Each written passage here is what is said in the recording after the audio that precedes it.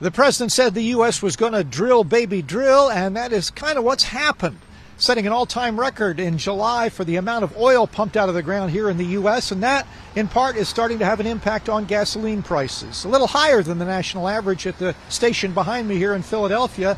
We're down to $3.07 for the average gallon of regular nationally. That's about a nickel cheaper than it was a week ago, a dime cheaper than a month ago, and it's not nickels and dimes when you fill up your tank.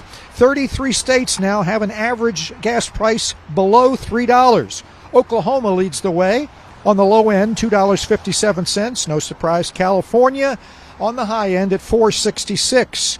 Why is there plenty of oil and not as much demand? Well, according to the oil analyst Andy Lippow, talking to Fox Business Network, some people aren't even putting any gas in their tanks anymore. Increasing sales of electric and hybrid cars that are replacing gasoline-powered cars on the road is negatively impacting on gasoline demand. And of course, that helps temper increases in gasoline prices into the future.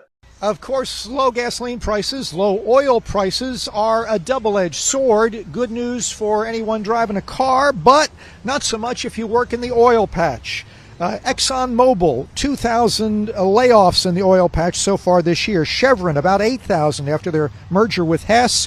ConocoPhillips and BP also in the thousands. A total of about 20,000 layoffs in the oil patch, but that's the way it goes.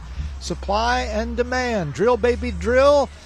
Good news out on the roads, maybe not so much if you work in oil.